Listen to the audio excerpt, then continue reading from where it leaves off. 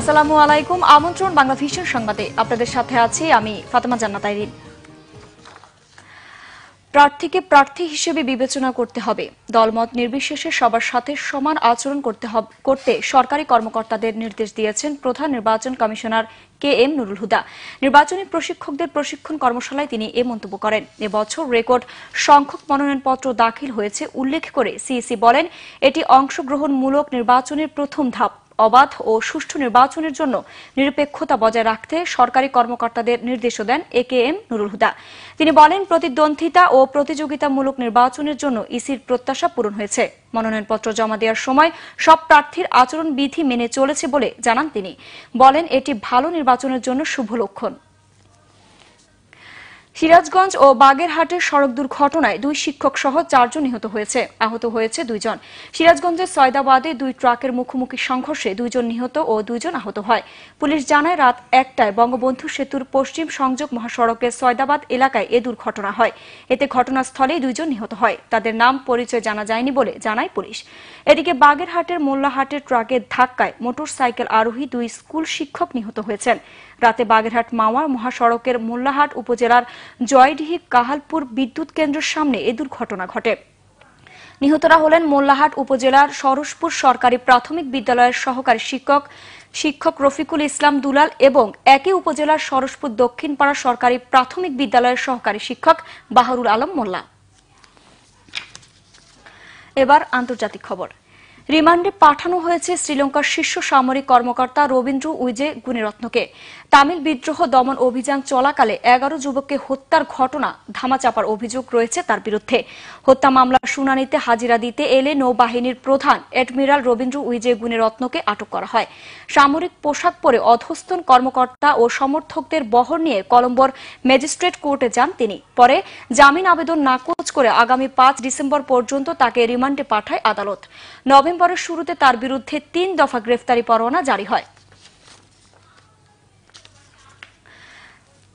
এবার আন্তর্জাতিক অঙ্গনের খবর। ব্রেক্সিট বাস্তবায়ন প্রক্রিয়ায় দলমত নির্বিশেষে একমত হতে না পারলে যুক্তরাজ্যে অর্থনৈতিক মন্দা শুরুর সতর্কবার্তা দিয়েছে ব্যাংক অব ইংল্যান্ড। ব্রেক্সিট নিয়ে ইউরোপীয় ইউনিয়নের সাথে চূড়ান্ত সমঝোতার পরও ব্রিটিশ প্রধানমন্ত্রী থেরেসা মের সাথে রাজনৈতিক দলগুলোর মতপার্থক্য দূর না হওয়ার মধ্যেই এ সতর্কবার্তা আসলো। গবেষণা প্রতিবেদনের ভিত্তিতে ব্যাংক অব ইংল্যান্ডের গভর্নর জানান, ব্রিটিশ মুদ্রা পাউন্ডের দরপতন হতে পারে 25% পর্যন্ত। সেই সাথে আগামী বছর অর্থনৈতিক প্রবৃদ্ধি কমবে 8%-এর কাছাকাছি। ইউরোপীয় ইউনিয়ন থেকে বের হয়ে ব্রেক্সিট কার্যকর শুরু হলে টানা 5 বছর সংকটের ভোগার পর 2023 সাল নাগাদ ঘুরে দাঁড়াতে শুরু করবে অর্থনীতি। সব ঠিক থাকলে আগামী বছরের 29 মার্চ EU থেকে প্রস্থান বা ব্রেক্সিট কার্যকর হবে। Champions league football. নেইমারের নৈপুণ্যে লিভারপুলের বিপক্ষে ফিরতি লেগ জিতে উইফা চ্যাম্পিয়ন্স লিগের শেষ 16 আশা বাঁচিয়ে রেখেছে পিএসজি। আগেই নকআউট পর্বের টিকিট নেওয়া বার্সেলোনাও মেসির নৈপুণ্যে পিএসভিকে হারায় নিজ গ্রুপে নিশ্চিত করেছে শীর্ষস্থান। ফরাসি লিগে টানা 14 ম্যাচ জিতলেও চ্যাম্পিয়ন্স লিগে ধুঁকছিল পিএসজি। বিকল্প ছিল না ঘরের মাঠে লিভারপুলের বিপক্ষে ফিরতি লেগ জেতার। প্রথম লেগ 3-2-এ হেরে যাওয়া ফরাসি জায়ান্টরাও ম্যাচের 13 মিনিটে এগিয়ে যায় বেরনাতের গোলে। 37 মিনিটে নেইমার ব্যবধান দ্বিগুণ করার পর প্রথমার্ধের ইনজুরি টাইমে পেনাল্টি থেকে ব্যবধান কমান লিভারপুলের মিলনার। শেষ পর্যন্ত 2-1-এর জয় নিয়ে লিভারপুলকে 1 পয়েন্ট দূরে রেখে সি গ্রুপের দ্বিতীয় স্থানে।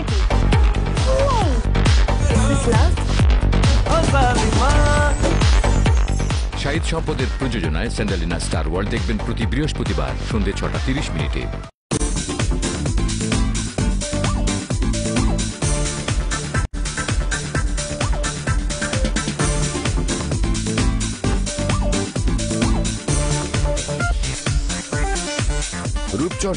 সংবাদ দুপুর 2টায়। এর আগে একটাই রয়েছে নিউজ টপ 10 দেখার আমন্ত্রণ রইল। এছাড়া ফেসবুকে বাংলা ভিশন সংবাদ সরাসরি দেখতে লগ ইন করতে পারেন facebook.com/বাংলাভিশনে। এতক্ষণ সাথে থাকার জন্য ধন্যবাদ সবাইকে।